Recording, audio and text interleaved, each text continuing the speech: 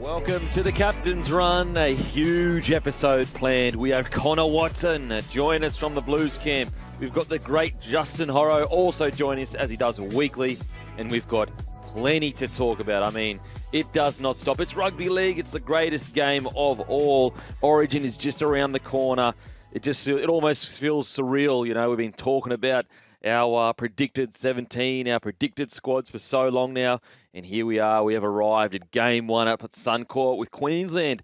I mean, when it comes to Origin, pretty big outsiders as we talk. $2.20 at home at Suncorp. Has the mythos or the myth around Queensland and their dominance at home been burst open by a Moses Luai duo last year? We will see in game one. But I tell you what, the punters, they are not big fans of Queensland at home, which is really, really interesting. We've got the great Maestro with me. How you going, mate? I mean, how is this narrative built already, Kempy? You know, Queensland have somehow snuck into $2.20 outsiders. They've got a side that is visibly stronger, I think, than a year ago. New South Wales have got question marks over the fitness of Payne Haas coming into camp.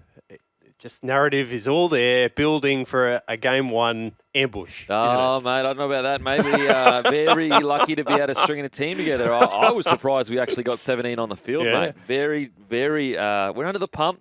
And look, as a Queensland, I just want us to turn up and have a crack. Oh, yeah, there we go. You know, turn up, have a crack, because you guys are looking absolutely incredible. Yeah, I don't know, mate, it's going to take a very special effort to beat that New South Wales Blues side because it looks unbelievable.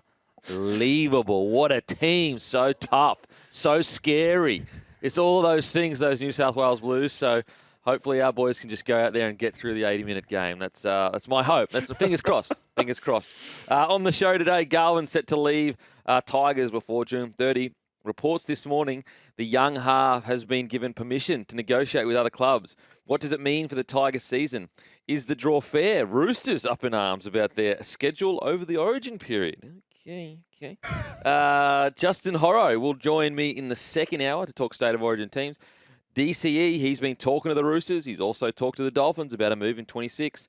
And questions continue around the form of the Broncos after another tight loss. Yeah, it says tight loss. It was, last few minutes they scored. It was a bit of a... Dragons, absolutely deserved that incredible win on the weekend. And a media beat-up. Reece Walsh, a now deleted TikTok video. My God. We're around Origin and that's what we're talking about? Jesus, come on. Can someone come out and abuse the opposing state so we can get some headlines going? My God. We'll go inside the Blues camps with Connor Watson in the final hour in our preview of round 12 in the NRL. And a massive welcome to SEN 1170 in Sydney, SENQ 693 Brisbane, SEN 620 on the Gold Coast, listening live on the SEN app. Download the SEN app at the App Store or Google Play Store. Listeners belatedly tuning in on the podcast, subscribe at Apple, Spotify, or where all good or bad podcasts are downloaded, or even just mediocre, boring podcast. Just podcasts in general. Make sure to subscribe to the Captain's Run. Okay, we've already got a text. We've got one bite. We got one bite. No one is falling for that dribble beak. Western Sydney Eagle. A beak versus an eagle. Okay, we'll see who wins that battle. But no, mate, it's obviously all in jest. But yeah, we've got some huge news on the show today. Huge news in the show today with basically Chamis and Danny Wilder reporting the Tigers will grant Galvin permission to open negotiations with prospective teams before November 1 for agency, but with conditions. Guys, text in 0457 736 736. All jokes aside, do you think the odds of around 220 Queensland at home, do you think they're accurate? I do, as I said, with all jokes aside, there is a sentiment that the New South Wales side on paper and also form-wise is a better side than the Queensland side. And I'm not saying that as a joke, and that's not me suggesting the Queensland side can't beat them. I'm just saying there is that kind of sentiment of you've got a lot of informed players getting selected at the moment all at one time. They're all in good form. Queensland also have some informed players, but let us know. 0457 736 736. Also, don't forget, Bloke jerseys, they're still available, limited stock, about 15% left now. There's a few sizes with literally one or two jerseys left, so make sure to go to bloke.shop. And also brought to you by Grumpy Coffee, the best coffee in all the land. We got pods, we got whole bean, we got ground, we got it all. So go to grumpycoffee.com.au. We are here for Chemist Warehouse as well. Chemist Warehouse, half-price vitamin sale on now. Okay, now back to the Tigers and Galvin situation. Okay, so sources with knowledge of the situation, talking on the condition of anonymity, I can't say the word. Anonymity. Anonymity due to confidentiality, told the Herald one of those conditions will be reconsidering the legal case against the club following allegations of bullying against Galvin. The other condition set to be put on any formal permission to negotiate with rival teams will be an agreed transfer fee, which is still being determined. Okay, so we'll go through the start of this. I really like this from the Tigers. Look, I understand Tigers fans and also the wider audience going, make him stay, set a precedent, say that this idea of you can just agitate your way out of a contract, it's nonsense. It basically means that if Galvin is let go early, then you've got other superstars in the game or guys that can be eventually superstars. It doesn't even matter how long you're contracted for. You just go in there, do something outrageous, and you'll be protected with all this other stuff. And you can just basically play out the rest of the year and get a release. So I understand in a perfect world, that's obviously what most fans would want. But unfortunately, this is not a perfect world. And I think that the Tigers are playing this super smart. Now, did they play the initial thing super smart? Probably not. I think in hindsight, with all the drama that's unfolded and everything that's happened, I think in hindsight, and I'm just, speculating here, but I reckon the Tigers would have said, you know what, let's keep it in the back pocket that Galvin doesn't want to stay. Let's not announce it publicly. Let's go out into the market behind the scenes and try and get a replacement, whether it's at the end of his contract all up or, early. Because I think that, unfortunately, even though whatever side you land on, I think that the Tigers they fell for the trap. I think that the aggressive nature in which the Galvin side, at least the people representing Galvin, went in there and said, don't give us a contract and, we're not going to sign and blah, blah, blah. I think that they're shrewd operators, and I'm not talking about the ethical nature of it. I'm just talking about they laid a trap, and I think the Tigers unfortunately walked straight into it by going public with everything. That kicked off exactly what they wanted. Now, in regards to the current situation the Tigers are in, I think they're doing it really in a smart way, because what do they gain by trying to force Galvin to stay other than him and his management continuing to agitate to get him out of there? And the longer that they wait, the less they can get for him. So, for example, I always look back at the Dragon situation. And you can go back and look at the tape, guys. I'm not just making it up to sound like to make myself sound smarter, because I can show you also about a billion things I got wrong. But at least in this one thing, when the Ben Hunt situation happened, it sounded ludicrous to say, just let him go and get the best deal you can for him. But the way I looked at it was, even with Benny Hunt playing as good as he was playing, they weren't making top 8 finals footy. So what's the point of allowing a guy to stay that doesn't want to be there, but then if you wait too long, you get nothing for him? Put it this way, imagine what they could have got for Benny Hunt if as soon as he walked into that office, they said, he said, I don't want to be here. And they turned around and said, okay, sweet, let's keep this under wraps. We'll pretend that you want to stay. You pretend you want to stay. And imagine the mammoth signing and trade they could have got for him. And yet they dug in their heels. And look, I know it's easy in hindsight to say. That's why I'm saying go back to actually the time I said they should do this. And I think the Tigers have done that with Galvin. They've gone, look, yep, in a perfect world, we dig our heels in. But the only thing the Tigers get if they dig their heels in is brownie points from the rugby league community. They don't get any money. They don't get a trade in a player. And if you're a business operator like the Tigers, brownie points are all good and well, but they don't win your premierships. They don't make your team better. And so that's where I think the Tigers are doing the right thing. And, at the end of the day, everyone's said what they've had to say about the Galvin situation. I think we all agree that we do want Galvin to turn to be the best player he can be. So wherever that is, I think it's good that they're going to come to an amicable agreement, most likely. Hopefully this doesn't drag out, and basically move on from there. Maestro, your thoughts, mate? I tend to agree that I reckon the longer you have to negotiate this deal that is going to happen, the more you're able to gauge interest from potential clubs, the more offers you're able to get in, you are able to create a bidding war of some sort for Lachlan Galvin's services. You see this overseas all the time in trade wars in the NBA and the NFL. You see it with transfers in European soccer. The more you are able to put out that, hey, Lachlan Galvin's available for the right price, and with a deadline further and further away from looming, they've got 6 weeks to sort this out now. Yeah. I will say, here's a really good example. Even in this deal right now, when this all went down, it was Lockie Galvin is worth $1 million because he got offered $1 million from the Tigers. Is anybody saying that now? Exactly. That's my point. If they had and look, I'm not critical of the Tigers for this. Yep. It was such a crazy situation. If they had struck immediately, gone, yep, go to market, get the deal done, you can be gone next year. I reckon they could have got a huge trade for him. Yep. But also, I think a lot of other clubs would have been like, yeah, okay, $1 million. Whereas I feel like right now, and maybe the deal's already done. We don't know. We don't know what's happening. But I feel like right now, as the fire is dulled down, I think that the reality has set in that this is a really good young six with a lot of potential, but hasn't achieved that much yet, and he's worth about $700K, $750K.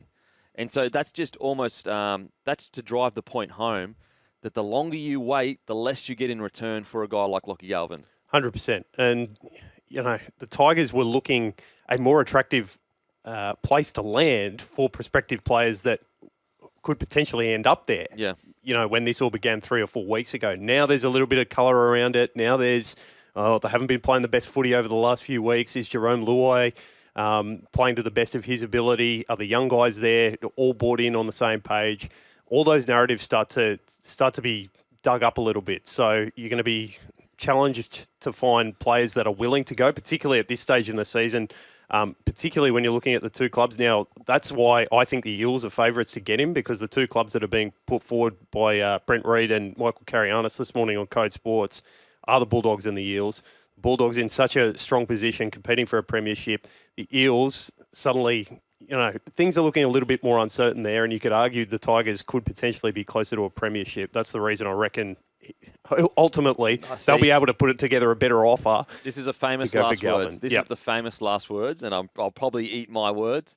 I reckon the Bulldogs is a red herring, a misdirection. Yep. I reckon that's just being thrown out because, okay, so let me make this make sense to me. Matt Burton is going to get moved to where? Their forward pack is incredible. Yep. Sexton, yeah, you could argue they haven't re-signed Sexton yet, which I think is a little bit strange, but I'm sure they see. So I've got so much faith in the Bulldog system that they know what they're doing. So it's either you play Galvin and Burton at 6 and 7. We know Burton's not a 7. We know Galvin's not a 7 yet, at least. How does it work? It doesn't make sense, does it? I think it's a complete misdirection. You have him playing next to Mitch Moses at the Eels comparatively. It's the only with thing that makes Dylan sense. Brown going out of that club. It is a perfect fit. And also, what club was already paying their six $1 million? Yeah. Like, it was Dylan Brown getting paid essentially $1 million. And so and also, like, there's relationships there. Come on, like, let's be real. I would be shocked now. This is going to be great for content because in 6 weeks' time, when he signs the Bulldogs, you can be like, dead and you're an idiot. You got it wrong. But my prediction personally, I think the Bulldogs is a misdirection. I think that's to keep heat off the Eel situation. And I think also they want to make it look like that deal isn't already, complete. Potentially complete. We don't know for sure. But, like, for example, if it gets, let's say they go, yep, we'll retract the legal case and also we'll get the transfer fee. It's going to be, and then announces a week later it's at the Eels. People will be like, oh, well, that was already, people just assume that. So I think that's just some smart PR management with this whole situation. So as I said, they've got some text here, one text guy saying, the Galvin side would have gone public with it anyway. So this whole thing would have happened anyway, even if the Tigers didn't go public. But whether that's true or not, the thing is that if they went public with it, the Tigers could just be like, well, we haven't done anything wrong. Yeah. Like, you can go public with it, but that's fine. Like, we wanted to keep this under wraps. And then the rest of the the fallout wouldn't have happened, or it would have happened, but it would have been from the other side, and they wouldn't have had all this leverage they currently have with the legal stuff and all that, drama going on. And that's what I mean. Sometimes, I understand why they wanted to be strong and on the front foot, and they didn't want to be seen publicly as a club that was getting, pushed around by a rookie. But also, I think I'm a very big believer is just say less. Say less. The information doesn't need to be out there. The moment you release that information, you lose power on the situation. But, like, how could have I known that? I Yeah. was actually a fan of that when they did initially come out.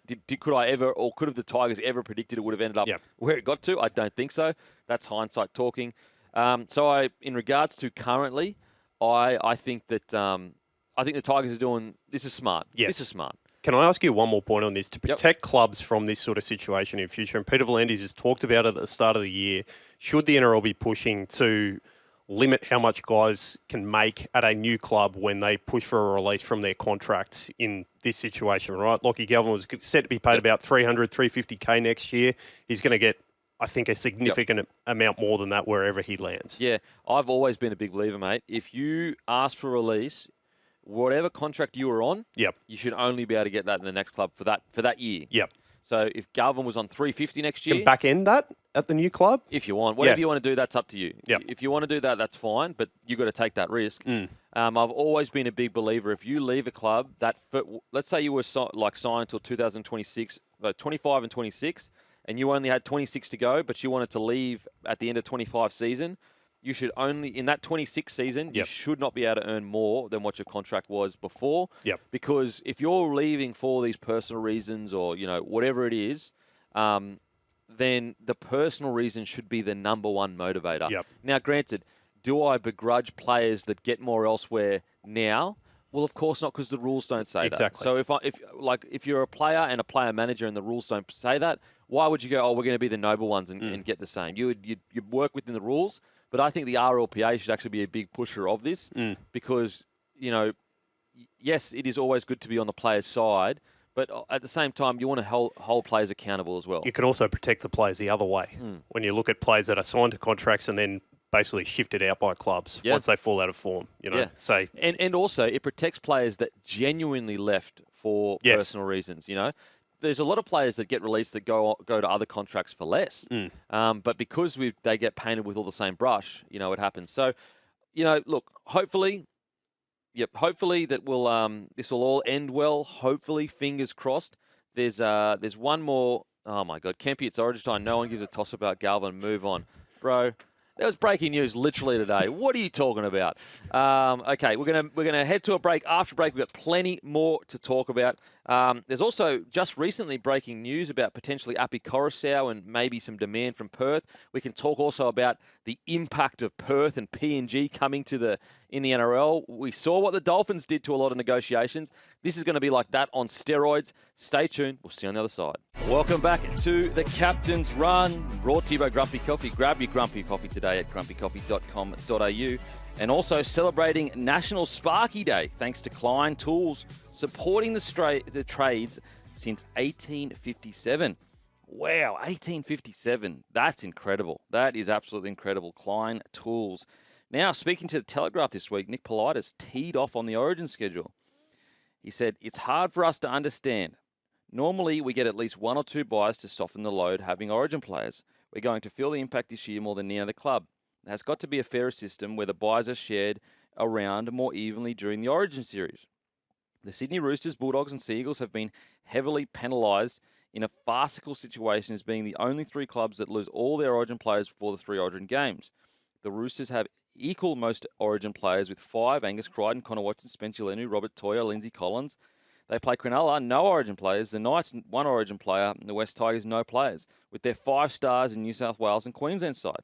We have an unfair draw. Is there any way to make it fairer, particularly during Origin? Okay, so was that his quotes? No, the second one is part of the article on Code Sports today. Okay, so they're making the claim that we have an unfair draw. Is there any way to make it fairer during Origin? Yeah, so just so you know, guys, that wasn't my claim. That was the article's claim. Look, I mean, sure, I guess, but then, okay, it's unfair around Origin. Okay, well, certain clubs play certain clubs throughout the year. Some clubs get a draw where they play mostly bottom 8 sides. I guess at what point, if you've got a lot of Origin players, you're usually a big club. And I just think that, I understand the frustration in your players feel overworked. They might feel tired. I get all that. But at the same time, you're usually doing pretty well if you've got 5 to 6. Well, you should be doing pretty well if you've got 5 to 6 Origin players in it. So I'm not as keen to go, okay, we've got an unfair draw. But then it's like, okay, what about all these other unfair things? For example, the salary cap. Does it work fairly that certain clubs have more third parties than others? Does it work fairly that certain clubs have connections where other clubs don't have? And this is coming from a Broncos player. So I'm not sitting here saying, I'm not sitting here saying that like, oh, I'm just making this up. Like, Broncos are one of the biggest clubs with the most third-party deals, and that's why people are so shocked it's been so long since they won a premiership. And so I just, to focus in on this and say, like, this is unfair, well, I'm sure other people could focus in on other parts of the draw or other parts of the game or whatever and say it's unfair. Then all of a sudden, okay, let's say, okay, we go, all right, well, we're going to predict that the Roosters are going to have a lot of Origin players, Storm are, Broncos are. A, what if they don't that year? But B, wouldn't that also be unfair by going, because they got Origin players, therefore we're going to give them a bye? I think the Roosters' complaint has fallen here is because of the fact they do have 2 buys during the Origin period, but they're during the weeks where they would have players available for a full week of training going into the game, and they don't get that because they've got the bye. So they've been given rest. I think they're unhappy with at the wrong time. If that's making sense. Yeah, I mean. But again, you're right. You're playing a guessing game as to which teams are going to fall plays. At the start of the year, the Bulldogs, you wouldn't have been saying had too many players joining Origin at all. Yeah. As it turns out, they've turned into good form, and suddenly they've got a situation where they are losing players. The Roosters. Yeah, maybe you could have predicted they'd have players in there. But again, then you go the other side. The Broncos aren't losing as many players as you thought they would be at the start of the year. Yeah, and so, look, there was a part of me that was like, okay, maybe you should give the buys to people that have Origin players. But then I'm like, then you are truly being unfair, because at the start of the year, you're basically saying you're giving one team preferential treatment or preferential judgment that you wouldn't give another side. It's almost like going, well, this side notoriously finishes low on the ladder, so let's do... Like, again, as I said, so maybe a week or two ago, I would have said, okay, maybe you should give the buys at the right time for people that have teams that have Origin players in it, or a lot of Origin players. But the more I think about it, the more I'm just like, well, then that is preferential treatment. Now, you could argue losing those players, that's a disadvantage. But again, it's not necessarily preferential treatment in a positive or negative. It's more just looking at a team and going, well, you might have this thing that is different, therefore we'll give you something, which I just don't know. When you're doing the draw, you'd rather just go, listen, every team, even though it's not reality, every team has an equal chance of losing Origin players, so we just give the Origin buys or whatever, just whatever has to work. But even then, even if you did that, there are still other parts of the draw that are not fair. The only time the draw is ever going to be fair is when we have an even amount of teams, so like 20 teams, and you can everyone plays each other once, and everyone gets an even amount of home games and an even amount of, or at least the opportunity for an even amount of home games, even amount of away games. Okay, got a text here. Sorry, Beak, but that's not really the point. How on earth do some teams get 0 buys before Origin and others get 2? Take out the consideration, we'll lose. There are 21 buys on offer. How can they not have team receive 1 and 4? More lucky teams get an extra. That's fair and equitable. Well, again, I'm have to assume that the NRL is working in good faith here. Like, I'd have to assume there's a reason why the buys are the way they are. Again, I haven't sat down there, and I don't think anyone listening here has actually sat down and gone, okay, I'm going to hand out these buys evenly across the board. I imagine it would actually be quite a difficult thing to do, to hand out buys even, because it's like, what is the best place to get buys? Is it early? Is it late? Is it in the middle? I'm not sure. I think different coaches would have preferences as well, different preferences. So, for example, if you've got a lot of Origin stars, you'd want to do it around Origin so you don't miss any Origin stars. They're always playing, potentially. So, like, okay, let's say and also, like, let's say every club has 2 buys, correct? Yep. 2 buys. So I wonder, the problem is that because there are 16 clubs, and it's 1 club a week, other than the bye rounds, like, it starts to get complicated, because if you were to do that, there would be some teams that wouldn't get a bye till like round 11 or 12, which is the case. Or if you had no bye rounds during Origin round and you just handed them out in order, there are some teams, their first bye would be like round 17 or something, wouldn't it? Yeah. And I think they had that issue from memory when the Dolphins first came into the competition. Teams were upset about their buys being back-ended. Yeah. Or front-ended, sorry, because they wanted more time to rest towards the end of the year. It is a juggling act. I don't think the Roosters have come out of it particularly favourably this time around, but it'll change again next season. It'll be another club we're talking about. Yeah, so again, like I know maybe someone listening has sat down and gone through it, but again, I'm going to give the NRL a benefit of the doubt and actually think it's probably a really hard thing to do, because some coaches would say to you, we don't want to buy until round 12 because then we get all in the back end of the season. And then some coaches would say, no, I'd rather them at the start so I can build, like have this crazy momentum anyway. So just quickly before we head to a break, this buy scheduling won't even have any significance come 2020. Yeah, for sure. When we get all the teams in, it should be sweet. Kempy, West Tigers are obliged to announce to their fans that Galvin's managed. I don't think they are, bro. I'll finish the text, sorry. Obliged to announce to their fans that Galvin's manager didn't want to consider an offer and insinuated that Benji can coach. More journalists should do the same instead of pushing the manager's agenda. I don't think they are. I don't think they're obliged to. Now, like, they can have that information and tell you when it becomes relevant. So, for example, they get that information and then they announce it around November 1 when he does go onto the market. And if all this other stuff starts coming out with the manager, again, they've done nothing wrong. The problem that they face right now, the Tigers, is because of this whole drama and then players coming out and doing this and this, the other side has leverage now. Whereas if they waited until November 1, again, I'm talking completely in hindsight here. I also thought it was good to show that you're strong. But if they waited till November 1, that means the other side would have had to make the first move to publicly come out and say, I'm not staying here, this, that, and the next thing. And so, yeah, I got a quick text here. Canberra's first buy is round 15 after having a crazy travel schedule. Yeah, I think every club, not every club, but most clubs would probably have an issue with their buys to a degree. All right, we're going to head to a break. Plenty more to talk about after the news. Broncos back in the news as the poor form continues. Welcome back to the Captain's Run. We are here for Chemist Warehouse. Chemist Warehouse half-price vitamin sale on now. Broncos defeat Dragons 26. Sorry, it's got the wrong way. Dragons defeat the Broncos 30-26. Suncorp on Sunday. Dragons linchpin and two-try hero Gutho had one of his best games on the weekend. Mam also played extremely well. But the Broncos got done. I would love to hear your thoughts, Scope. What's going on at the Brisbane Broncos? The Beak. Good to be here, mate. The game on the weekend. Do you think the Broncos were improved on the weekend? Improved? Yeah. No, I thought they were really poor. Oh, okay. Yeah. Okay. I thought I've seen signs that at least there were moments that I'd love to have back for sure. That 10-minute period when Suet was in the bench was just absolutely crippled them. I was screaming at the TV, and I hate it when coaches do take the 2 points when they've got a player in the bin for two reasons. One, I think the opposition love it. They get a break. They get a 60 to 90 second break to get all that suck in the big ones and lactic acid goes through. Get rid of the lactic yeah. acid and remove fatigue. And the other thing is, you're chewing up a minute and a half of the clock of the player that's actually in the bin as well. So they don't stop the clock, do they?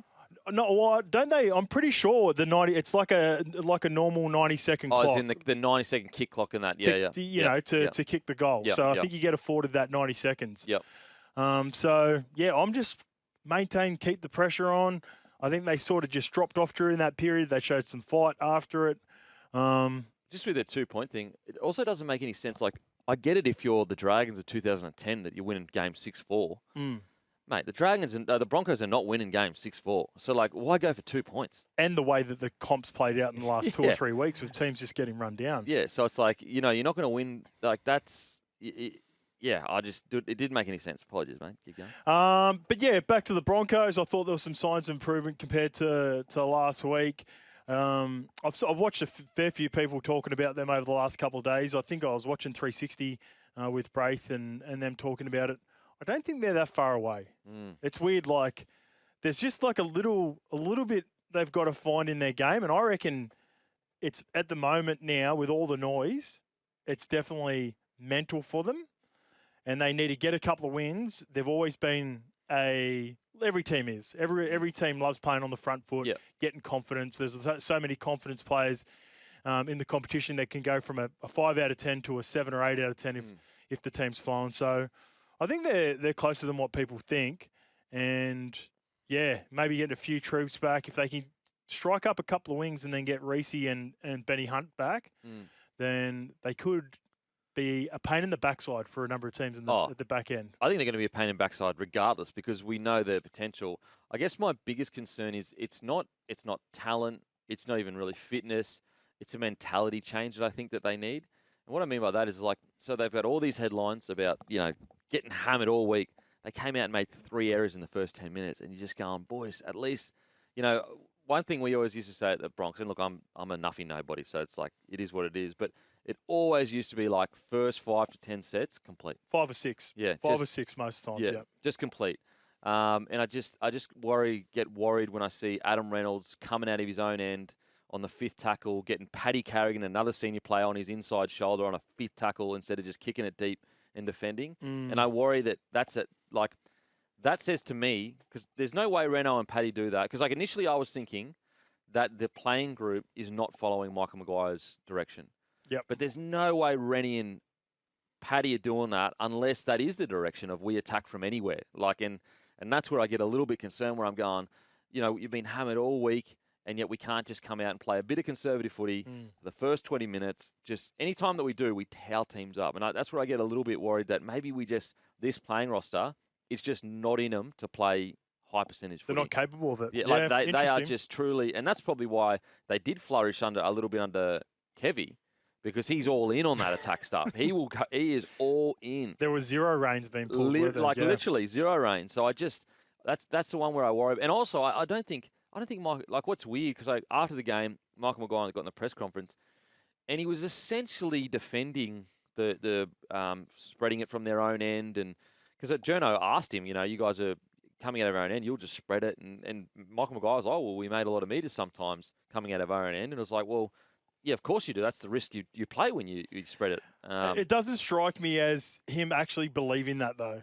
I reckon he's trying to deflect as much as much away from the playing group and then be in-house and address those sort of things in-house. But I look at Bellyache, I look at all the great coaches, even in Bennett, who's one of the real man managers, and I feel like that's almost playing into the mentality problem at the Broncos by protecting them like that, protecting this mentality of we just want to go out there and have fun and play footy, and if we blow a side off the park and beat them 50-10, that's good, but if we lose 40, so that's a little worry I have. I understand the idea of protecting your players. Yeah, but I think it's unique to Madge as well, though, Beak, because of this, because he's facing an uphill battle as it is.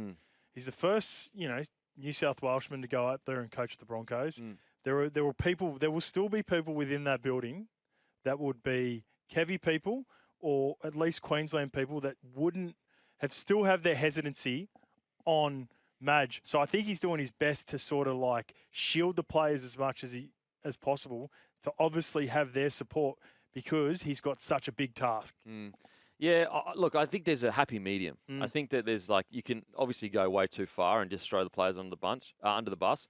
But I also think that they've been shielded for years. Like, it has been years and years and years where these players with all this talent have had coaches back, and Kevy backed them to the death, to the point where he was saying stuff that just didn't make sense.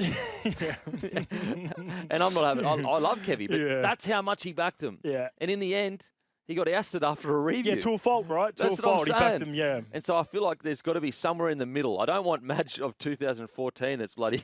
I don't want that. Or even at the Tigers, I don't want that. But at the same time, I feel like there's a happy medium, a balance that could be struck. No one needs Tiger Town, No one needs Tiger Town.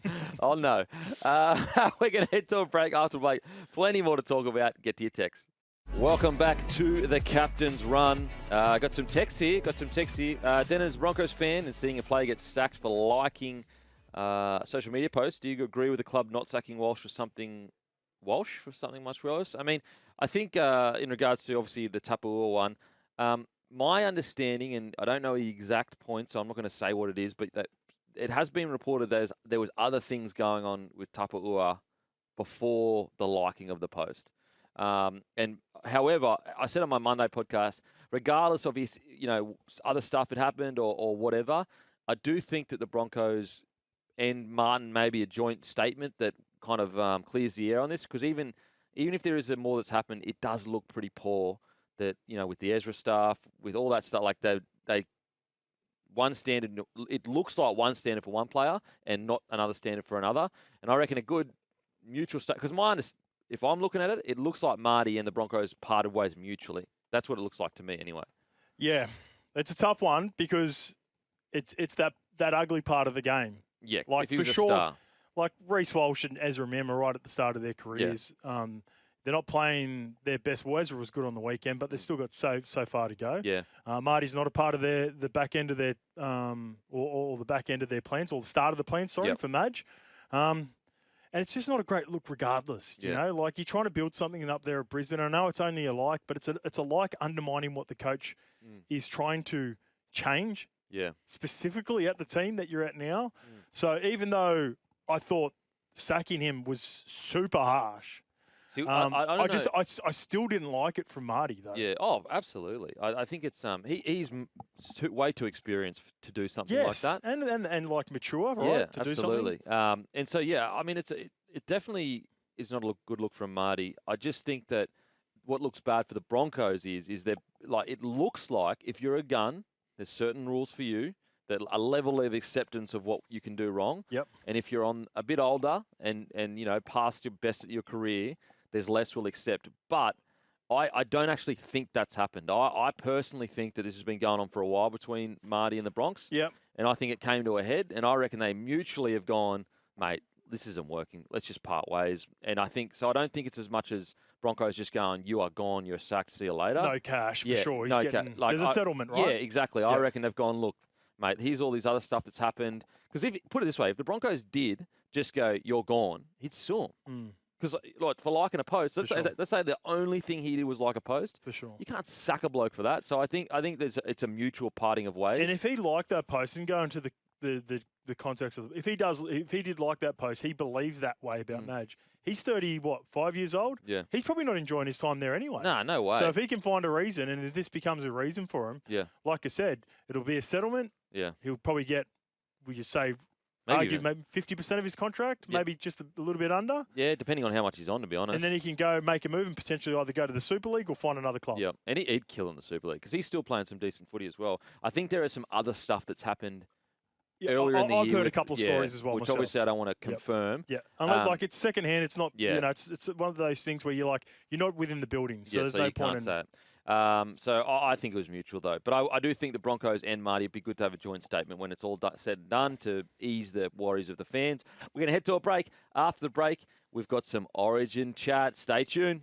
Well, welcome back to the Captain's Run here for Chemist Warehouse. Chemist Warehouse, half price, vitamin sales on now.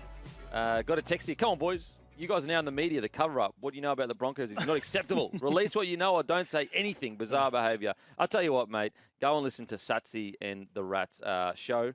I won't steal their thunder, but that's what we're referring to. Other members on the SEN network have discussed some insights that they personally have. So that's why we're saying that we can't confirm it because we don't personally have it. So go listen to Satsy and Rat, mate. But there's context behind it, right? We're saying that there's more to it, but there's also second-hand information where you're like, if I'm not within the building, even though you hear things about certain people, it might be stories about selections or whatever. Yeah, it's still like I've got to be in there. Or I've got to have one of my really good mates. You got to have multiple sources. That is ethics of journalism, and that's why I could repeat that, or you can just go to the source with Satsy and Rat talking about it, and then that's it. Then you get your insight, mate. Then you get Marky. There you go, mate. There you go. Go get your goss. Mate. Okay, let's get into it, shall we? Here for Chemist Warehouse. Chemist Warehouse, half-price vitamin sales on now. Give us a text 0457 736 736. Alrighty, Blues from Code Sports. Brent Reid, the great Reedy. In form, New South Wales centre Crichton has allayed any concerns over a nagging groin problem. But prop Payne Haas remains in the danger zone as Blues prepare to carry him through opening week at camp in a bid to have him play Origin opener. Speak to me, Horo. Thoughts on the Blues' entire squad? Obviously, we'll get to the big bombshell of it all, but thoughts, mate? Yeah, good team. Some of the more contentious positions were Dill retaining. I think a lot of people were leaning that way anyway.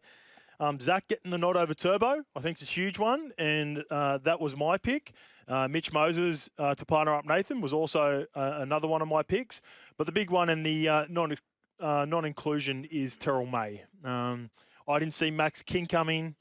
I wouldn't have had Maxi. Congrats to Maxi. What a great story. It's a great story. And Yeah. Such a good dude. He's one of those guys, like when you start talking about Terrell, you start bringing, like if you're a fan, it almost, it's almost like you're talking down what Max has achieved. But it's not that. It's two different things. They're two different things. Two different things. Yep. But, that would have been my only change from the team. And then I could have even been more flexible and not had a roving or an 80-minute back row on the bench in Huddy Young, but fully understand it and don't think it's crazy that he's there. Yep. And his form has been that good. I just reckon Hudson Young is best played when he plays 80 minutes. Okay. So therefore, I'd have Hudson Young starting, or I wouldn't have probably had him at all. That's they were my only two changes. So who would have been your Hudson Young replacement again? So I would have had more versatility. The more I thought about it, and I threw a really crazy name up there. I just couldn't figure out a way of not leaving Jerome Luai out of the team. So I tried to figure out a unique way to get him in the team. It wasn't popular. Yeah. It's not the way that coaches have done it. It's not the way that benches look. Well, you could argue Queensland tried to do it last year and didn't work. Yeah, Game true, 3. with the Kalen Ponga and the Ben Hunt sort of Harry Grant situation. Yeah, they were close though, mate. Yeah, the point of the game when they come on, it was more. It's almost planning for the worst case with having that extra non-forward on the bench. Like if you are going to chase points, then it could be a genius move. But if not, like I said on the potty, when the more I thought about it on Thursday, I was like, this is the sort of move that gets you fired. You know what I mean? Yeah. Like when I put Jerome in the team, I'm like, I might not make game 2 if it just doesn't work, true. you know? It's very true. But and then I can make those decisions because I'm a podcaster. Yeah. And that was my team. But that is something, it's a really key point. And I talk about it all the time on my podcast. When we select these sides and we're very strong about them, we don't have an axe hanging over our neck ready to sack us. Yeah. Whereas, like, when coaches make these calls, they're trying to keep their frigging jobs. Well, Laurie didn't have a great time. He went against the best Queensland team of all time. We all know that. But he didn't have a great winning percentage as a coach, did he? So he's a one and done if they don't win this series with the talent that they've got, in my opinion. And I love Laurie. Yeah, mate, but that's just reality. So, like I said, when I talked about the Luai situation, I was like, I'm throwing this out there because this is like, I think you're going to really miss his energy in camp and around the playing group, and then it gives me a bit of versatility in different positions. But I knew it was never going to happen. Yeah, yep. Okay, Terrell May. Look, I could get around Max King on the bench or even Keon. If you were to say to me, he's similar to Payne Haas, and we don't need that because Payne Haas usually plays so many minutes, and he's so durable. Plus, we've got guys like Isaiah Yeo. Hudson Young could come through the middle if he needs to. Spencer Leniu, obviously, he's got the punch off the bench. So if you said to me, Terrell May is a bit too similar to Payne, then I'd be like, okay, I disagree in regards to I'd still have him on my bench, but I understand where you're coming from. I get the makeup at the side. What I can't get, though, is like to not even have him in the extended squad. Laurie Daly has come out and just said, no, it was purely because other forwards are playing better than him. And he did reference like this really great play that Max King made, but like Terrell May, he's charged down, drop goals from Nico Hines in an 85, 90-minute game against, so you can find that with every player. And so I think the Blues just have handled the Terrell May situation, and he definitely hasn't handled it well. No, and we've got the audio for that. But Yep. I'm just focused on the Blues. I just reckon that there's been quite a few years in a row with the Blues where this seems to pop up, whether it's a dropped player, whether it's a player that doesn't get selected, where there's tension between that player and the camp. And I just reckon that they could be a little bit better at, and look, I don't know the inner workings, but like, I'll just say what I would do anyway if I was a coach. I would have like a wider squad that I'd be in pretty much communication with throughout the entire year. And so that, like, let's say a big dog like, as in Terrell May, he's one of the most informed players. I probably would have called him a few weeks ago and just said to him, mate, these are the reasons that, like, you're a bloody good player. I love what you're doing. Here's some things that, we're looking for. Can you try to work on that? I'm not saying you're going to get selected, but these are what we need over the next few weeks. Then you have a conversation to him closer to it. And again, I'm not asking, I wouldn't call everyone, but if you're like leading a Dally M or one of the best, most informed players in the comp and you're firming as a favourite to get selected, I would just take that time out to keep that communication, because then I don't reckon the shock from Terrell May happens where he's like, where did this come from? All these articles start coming out. People are going, you're not getting selected. And so I just reckon that the whole thing could have been handled better by everyone. I love the fact that Terrell May has taken full ownership of it and just said, I'm going to put my head down and just earn the trust back. What are your thoughts, mate? Great response from Terrell. Yeah. The reason the PR is hard, Kempy, because it's not footy related. Yeah. I don't buy it. And I haven't bought it. I haven't bought it since I found out the news. Yeah. And I'm not saying that to be controversial. It's just like, it's clearly a personality thing for me. Because you talked about some of the efforts that he's had. I've watched him closely. All these defensive deficiencies that people were talking about. I watch the game pretty closely, Kempy. You know I watch every game. Yeah. You watch every game. I'm with you. I never watch a game with his movements outside of every single Tigers player in that 64-0 drubbing of Melbourne Storm, where everyone was awful and it stood out because it was Cam Munster. Jeez, that's a cop-out, though. For me, that's a cop-out. That's right? such a cop-out to use that game. I've been in games before where even the best defender that I ever played with, in Nathan Hindmarsh, missed tackles because we were on the back end of a really bad scoreline. Yeah. I don't buy it. I haven't bought it from the start. It's clearly a personality thing, and that's fine if you are the coach and you make that decision. But it's very in terms of, like, every coach has their reasonings for, it might be a culture thing, it may be for personalities, it may be you want, things to run smoothly. Do you think he's going to buy? Whatever it may be. But it's a very hard PR thing to push back on. And I wholeheartedly disagree with what people were trying and the narrative they're trying to push around his game. And that's where I'm my point of this could have been handled and massaged much better than this idea of, what about that Tigers game? Or he's got defensive, or he's a stat padder. Like, instead of bringing the bloke down, he's on the fringes of the Blues camp. Why not work with him and communicate with him on, mate, we've heard a few things here or there. Mm-hmm. Like, for example, if Laurie came out and said, look, I've spoken to Terrell, he's behind us. He knows exactly where he stands. He knows I rate him, but there's a few things I want him to work on. And Terrell said the same thing. I've spoken to Laurie. He said we had this private conversation. Obviously, I'm not going to go into details, but I know what I need to do to get. All of a sudden, the PR nightmare is not there, I don't think. I think people go, okay. But do you even think he's in contention if something was to happen? It doesn't feel like I don't think he is. But but what I'm saying is, then why redline him altogether? Yeah. Surely, as a coach, it's your job to get the best out of potential. Like, everyone should be up for selection. If they've done nothing, like, if they've never had any crazy off-field controversy or whatever, even if it's, let's say it is personality-wise, let's say it, because it seems like it is. It's personality. It feels like it to me. That's my opinion. Yeah, and I'm with you, mate. That's what it seems like, because it's definitely not form. All these defensive issues, it's all nonsense. But surely it's your job to go, let's help. Sorry, I nearly died talking about it. Let's help the young fella. He's a 25-year-old forward with all this talent in the world. Let's talk to him about that, and maybe he'll improve and come back next year. And imagine the level he'll go to if it is personality or whatever. And you know that's why? what I don't understand. Do you know why I think there is some, that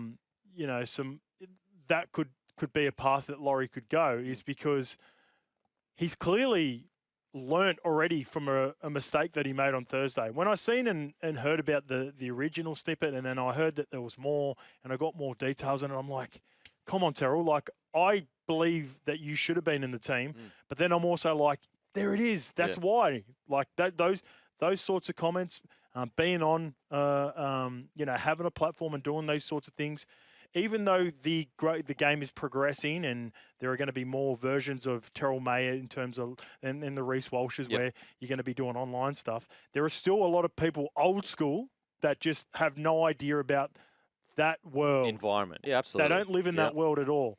I feel like we're in a great spot, me and you, Kempy, where we're right in the middle of it, right? Yeah. We've seen the benefits of having a profile, what that can do for you, all the extra things that they can bring to your personal brand, and then growing that for life after footy, right? So we understand that.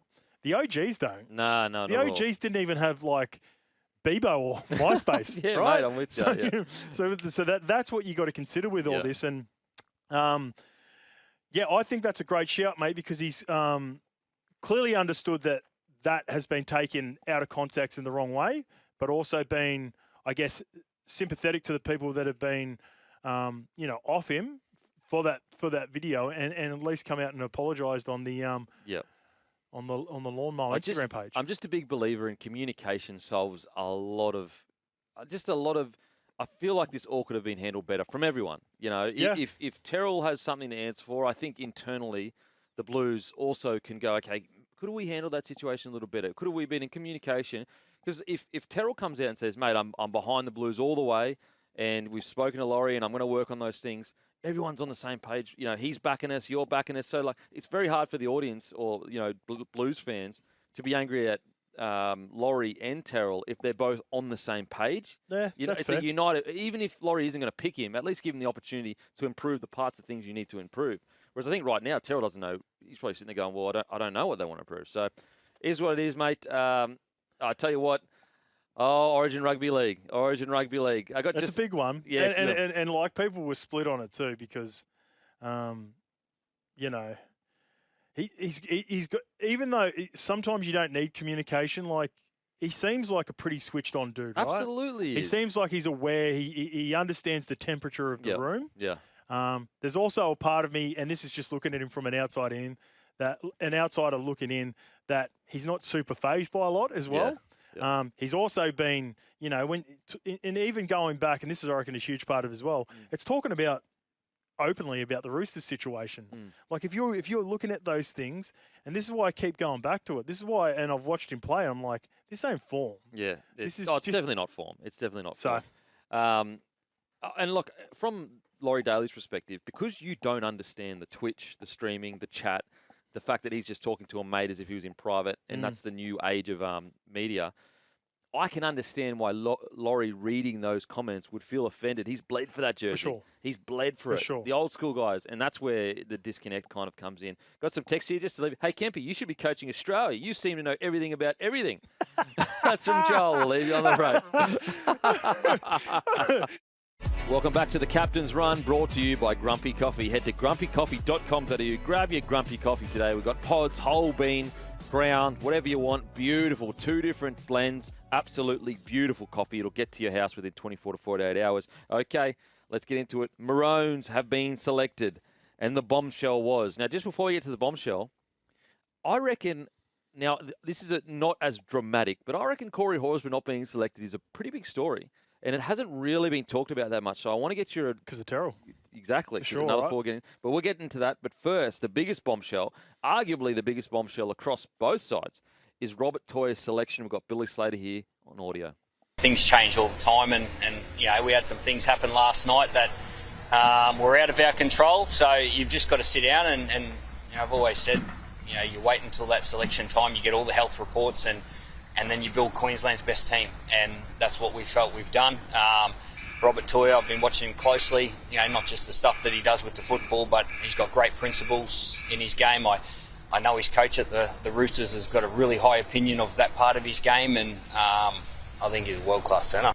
There you go, Billy Slater. Now, interesting about that quote, hearing him talk about it, it implied that Murray Talangi's injury forced this. It implied it at least, because he said, you know, you look there and a few things happened last night, which is interesting to me because that means that you've moved Val from centre to wing when, like, that's a big call to make when you could have probably brought in another winger that's an out-and-out winger, and Val obviously hasn't been playing wing. Now, the good thing about Toya, and what I initially thought, and maybe it is still the reason why he selected him, I reckon maybe Billy Slater's gone, listen, I've looked across all of the centres for Queensland, even Valentine Holmes. Defensively, they're not that great. They have a lot of misreads, all that stuff, outside of maybe the hammer. And Robert Toya, currently, tackle efficiency-wise, is the best centre in the competition. So I'm not going to out-attack Trell. That's not going to happen on his day. So maybe I just get the best possible defender. Now, he's going to get beaten once or twice, but maybe he's going to get beaten less than all the other blokes. Maybe that's what Billy Slater's thoughts were. What do you reckon, mate? Firstly, Kempy, I just want to give you your flowers. This used to be the captain's run with Cameron Smith. You've clearly still got strong contacts. Because 2 weeks ago, you had the smoky of all smokies in Robert Toya, and now he's sitting in the centre position. So well done. There's a little clap. Someone finally gave my flowers. Not There a we single go. comment. There we go. Not a single comment. Thank you, Maestro. Not a single text saying Kemby, it was just smoky a few weeks ago. You got connections in high places, Beacon. It's all, you know, it's always, you got to remember that, listeners. Whenever the Beak says something, take it as the gospel. No, mate, look, congratulations to Rob Toya. I've watched, some of the interviews from him over the last couple of days. Geez, he's super young and He's raw. so young. He looks so nervous, mate. Yeah. He's one of those guys. I remember, who he reminds me of? Xavier Coates. Remember Xavier Oh, Coates in his yeah. first ever Origin? I Mate, think it was the yep. 2020 series. Yep. And I heard him being interviewed, and you just want to, if like a big brother, grab him as a little brother and go, Yeah. mate, you'll be all right. Like Yep. footy, this is the hard part, the media. Yeah. The footy field, you're going to be sweet. Yeah. Because he was so nervous, because he's so young. He's a 10 gamer. And I think a lot of people just keep going back to that Rabbitohs versus Roosters game, Yep.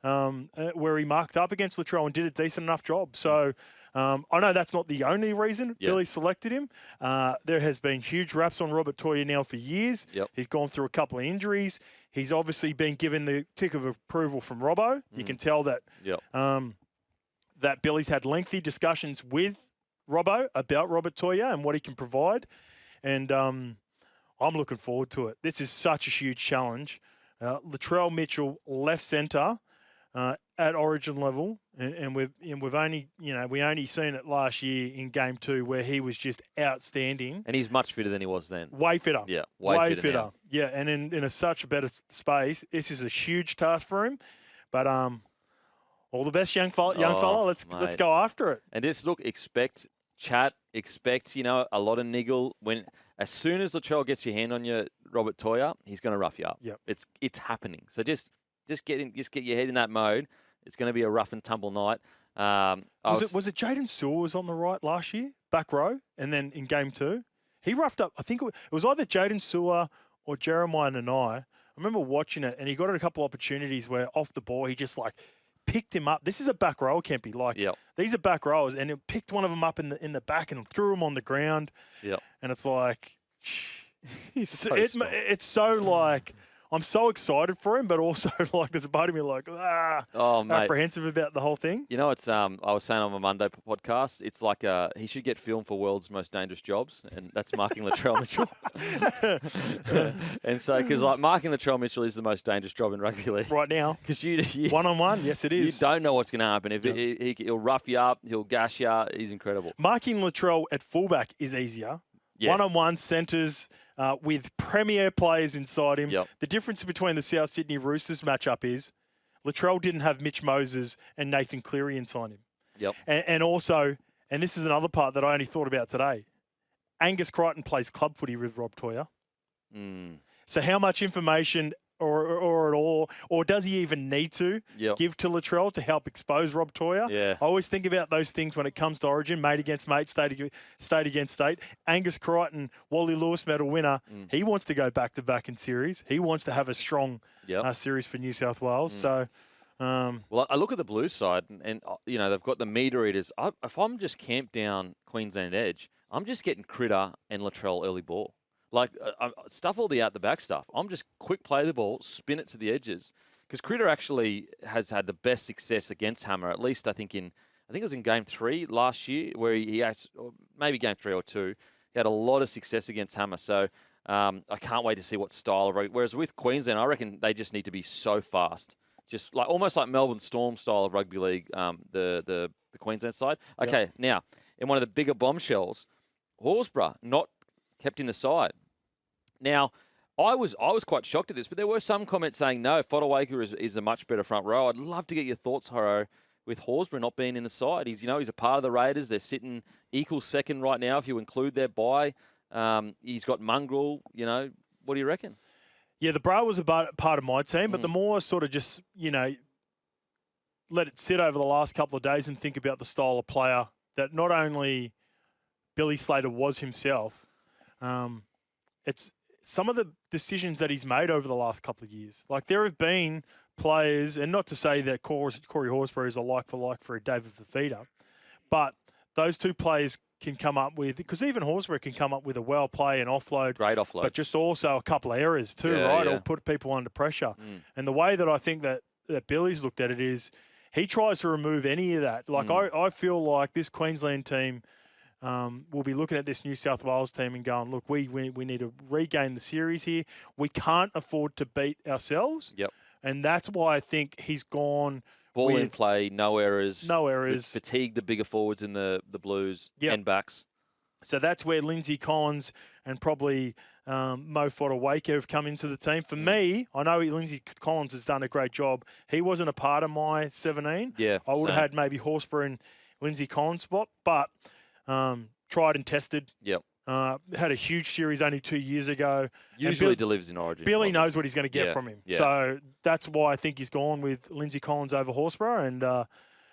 And yeah, I don't think it's as crazy as the Terrell May. It's not like Nah, I'm with you. Corey Horsburgh's playing unreal, but not to the level for me that Terrell May was playing at this year. Yeah, I'm with you. I'm with you as well. So I look at this Queensland side, and I agree with your take. Like, I reckon he's looking at going, if I can get as little errors as possible, keep the ball in play as much as possible. I've got guys like Hammer, Coates, Toya, Holmes that are super, super lightning quick. Whereas if there is one knock on the outside backs for New South Wales, not that quick at full pace. Lomax, to a degree, at full pace, but nowhere near as quick as your Hammers, your Holmes, your Toyas, your Coates to a degree as well. And so I wonder whether Billy's looking at it going, let's reduce it. Fatigue. Then just X speed, factor. just speed. Yep. Anyway, we're going to head to a break. After the break, we will talk about his best mate. We've got the inside word, Justin Horro, where DCE lands next season. Welcome back to the Captain's Run. And speaking of media bands, I'll tell you what, Scope, I've been on a media band for a few years and no one's calling. What's going on with that? I was on a media ban for my entire career because no one ever wanted to talk to me. What's Kevin. going on with that? That's ridiculous. Come on, give me a call. I'll give you the goss. I'll tell you some inside stuff.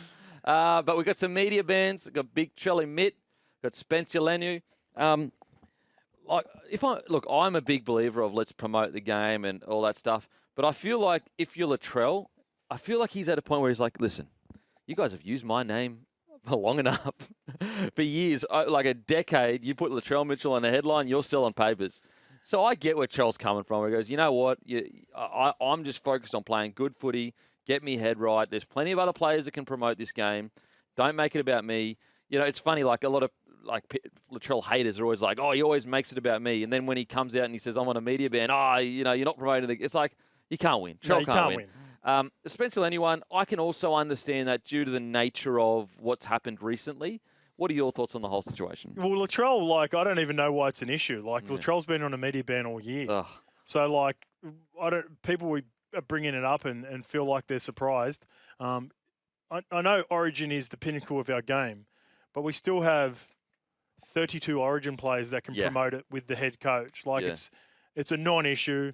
Latrell will do his talking and promotion for the game on Wednesday night. Yep, the highlights will be around. The highlights for Latrell and even the stinks. Yeah, they'll be around. The highlights that he had a couple of weeks ago is as good a promotion as you need for the game. Yep. So Latrell, no issue. I actually like what Spencer's doing. Yeah. Because of a couple of reasons, right? You got to be careful. You definitely want to promote the game, and this is, probably considered the pinnacle of our game. The passion is high.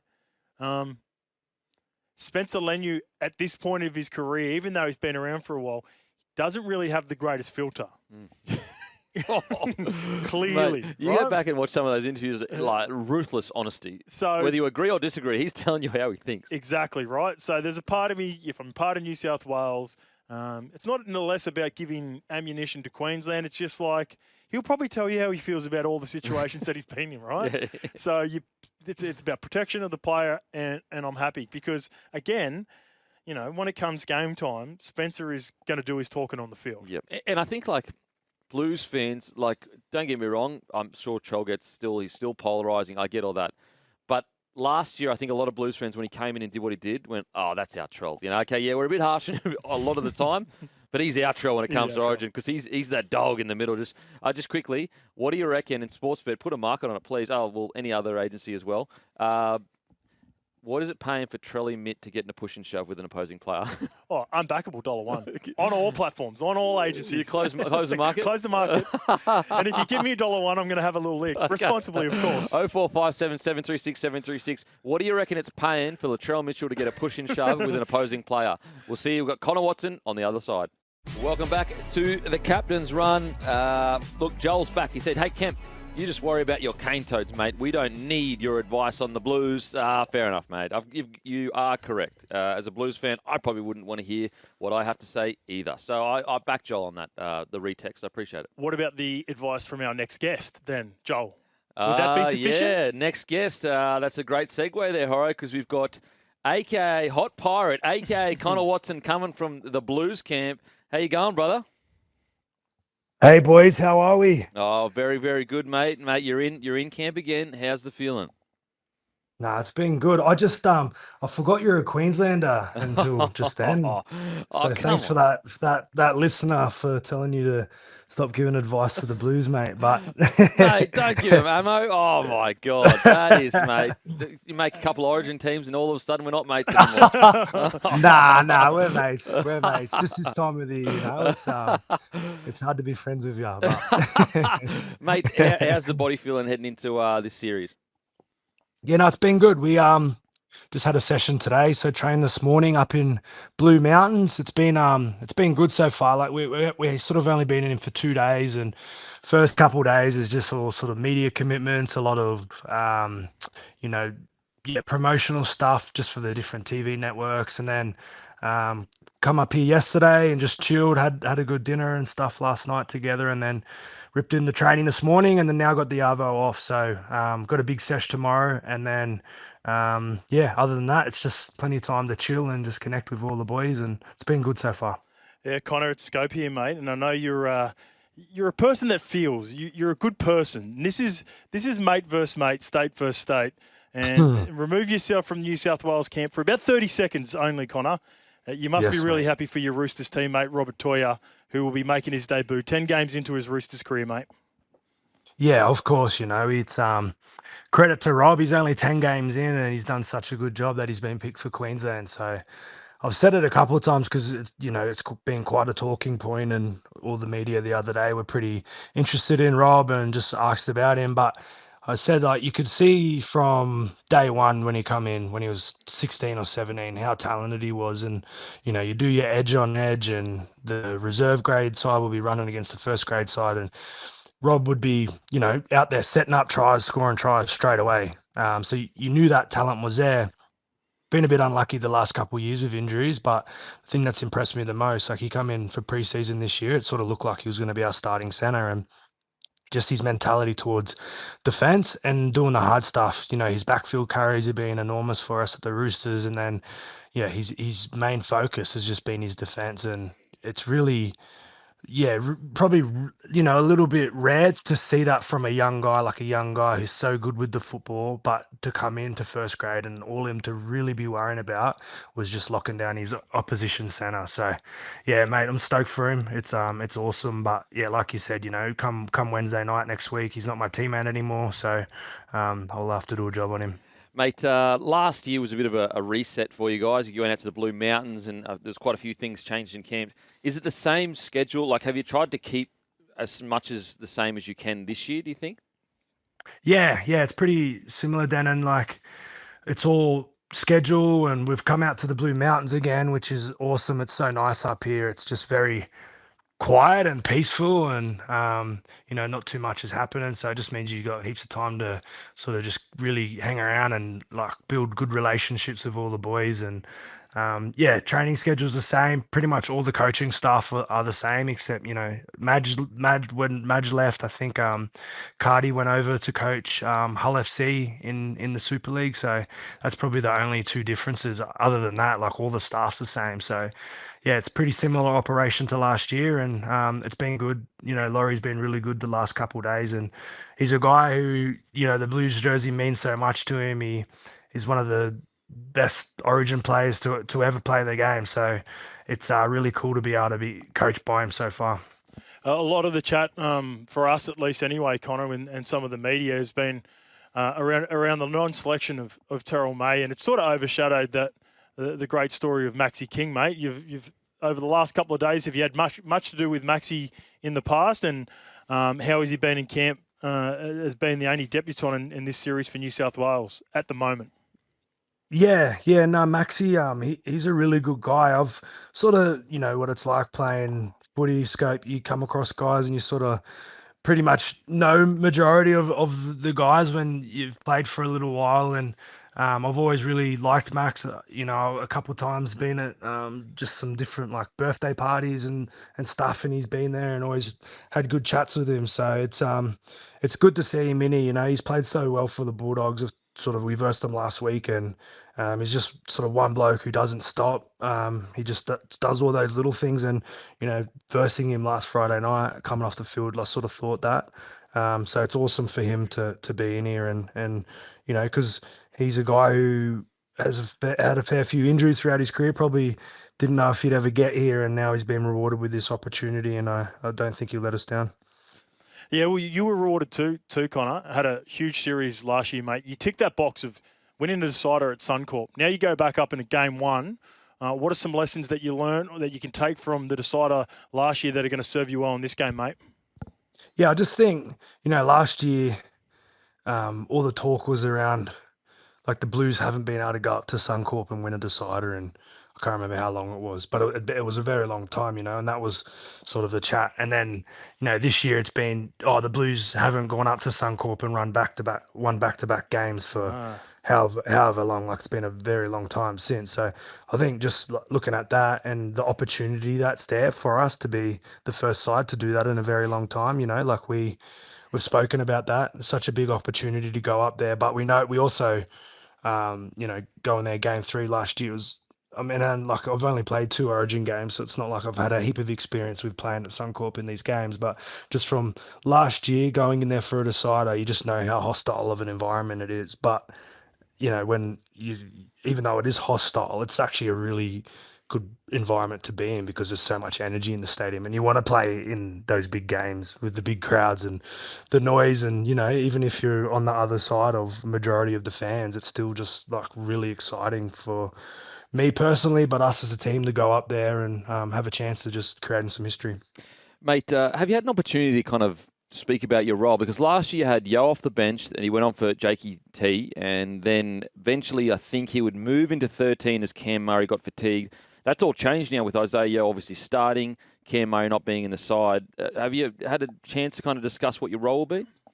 No, I haven't had too good of a chat with Laurie about that yet, to be honest, Danny. Like I probably we'll try and get to him sometime today, just before we do. Can you shoot him an email, please?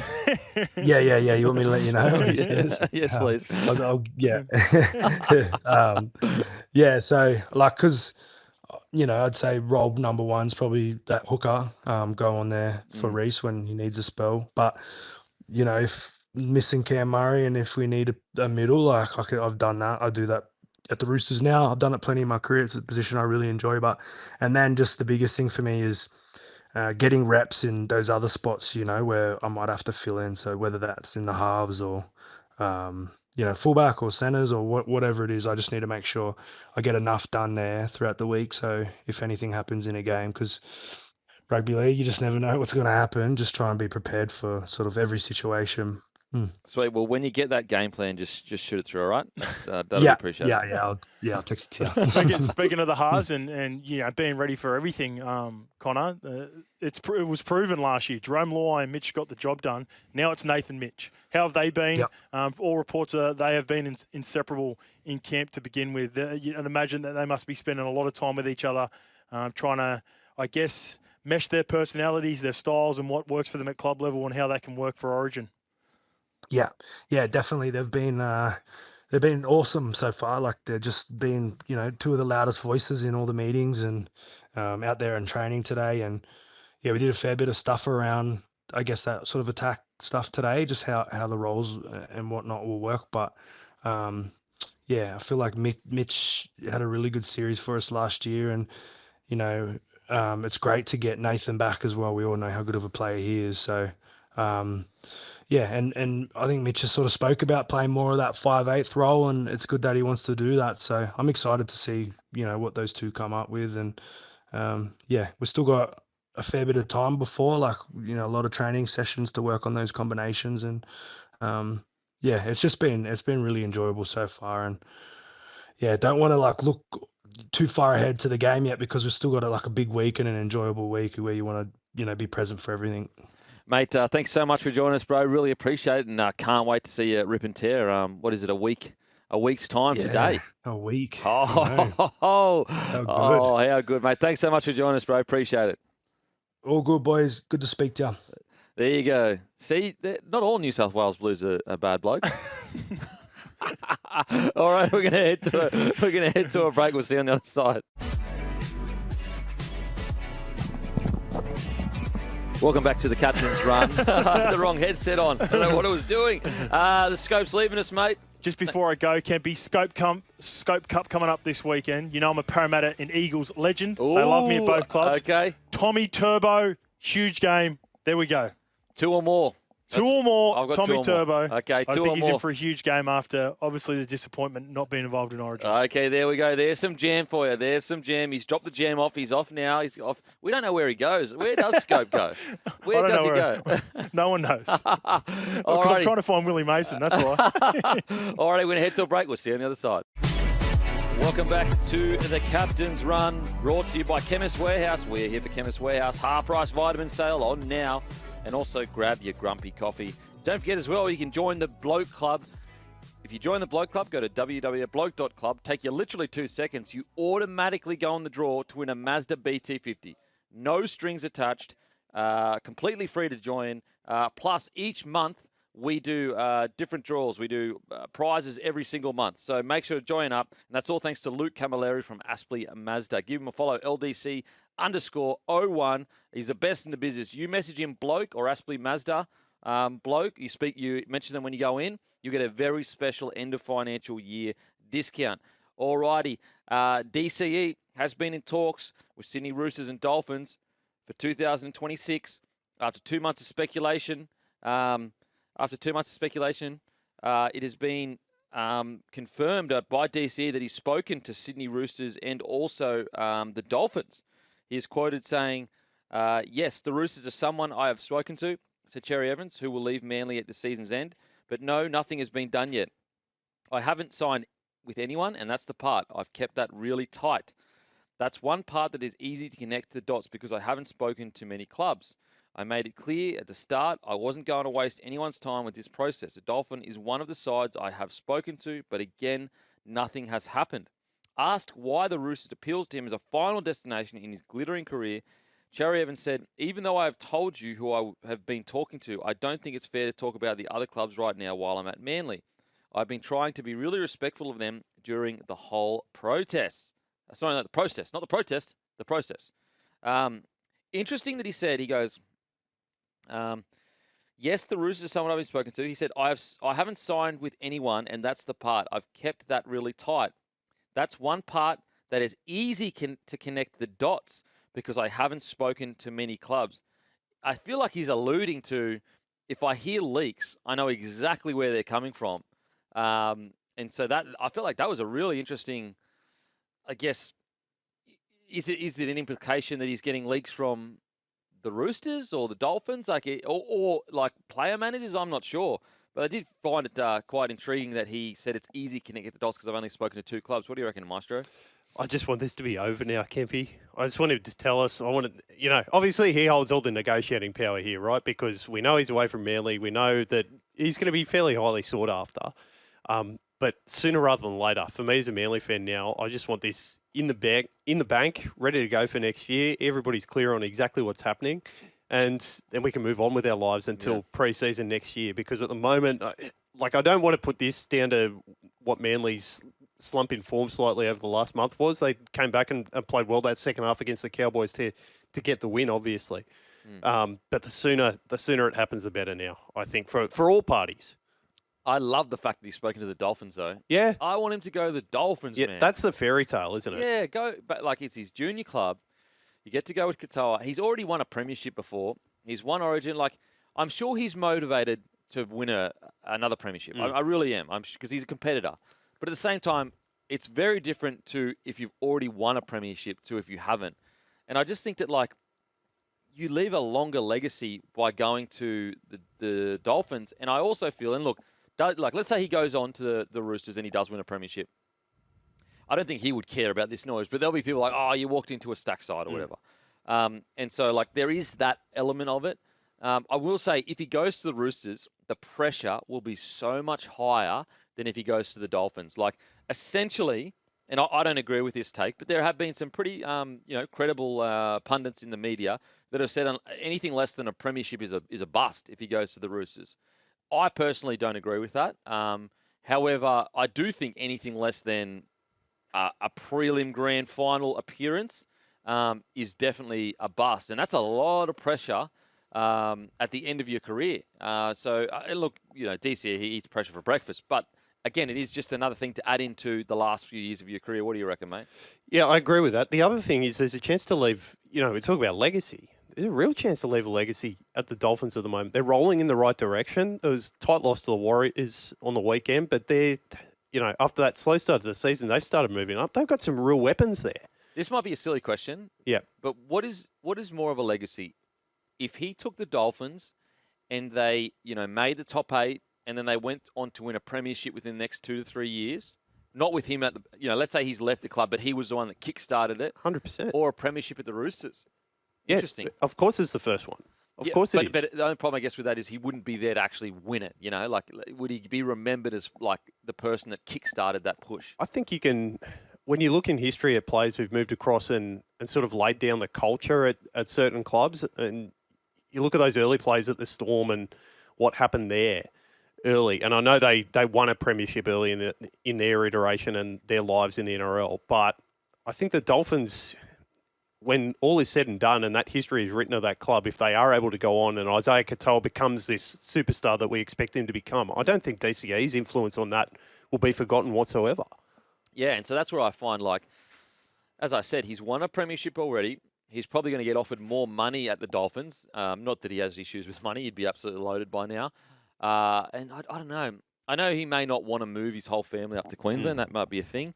But I just think I like the Dolphins. Maybe it's the Queenslander coming out at me. I'm not sure. But with the Roosters, just because it's happened so recently, like the Cronk thing happened so... If the Cronk thing didn't happen, I could be like, yeah, it doesn't really, affect me in whether he goes there or not. It's just like this just recently happened where we saw a tippity top half go to the Roosters. They won a premiership, and look, it's easy for me to sit here and go, is it as special if you do it again? But like, yeah, it is a thing. It is a thing. I personally would love the Dolphins. I think that's the perfect way to go. But I guess we'll see. Is the fit as good there? I think is the one caveat you could put on that, because Katoa is going to be given the keys to the castle and all that sort of thing. You're playing as a mentor alongside him versus someone who goes in, takes that position and maybe moves him off to 6. Like, is that as good a fit as he would be at the Roosters at the moment? Well, I mean, I'd argue that Katoa is much more suited to DCE on paper, at least, than Sam Walker. Because, right. I just think that Sam Walker, he's got it can work with DCE for sure, but he's such a unique style of player that the chance of it working are quite low. However, if it does work, it could be one of the craziest halves pairings we've seen. Whereas Katoa is much more of a conservative type style half, and I do think Katoa, because he's such a big body, he could lean into. His running game has gone through the roof lately. And so, if you had DCE inside you and you just turned him into a running half for a little bit, a couple of years, I actually think that could work. I really do. Okay, we've got some text here. No, it's your hatred of the Roosters. Okay, I hate the Roosters now, apparently. Didn't win a final, but instilled culture needed to be successful. We've got another text here. Has DCE forgotten the Finns ruled themselves out of signing him? Now, did they rule themselves out? Okay, that'd be interesting. We'll have to chase that up. Same as when Big Roy left the Dogs to go to the Bunnies. Easy for you blokes to say, go to the Dolphins. Yeah, uproot your family, kids, school, home, on the beaches. I mean, we did mention that. Actually, so I just saw that you're the bloke that wrote, no, you hate the Roosters. So I think it might be, I think you might have some bias as to why you don't want him to uproot his family up to Queensland.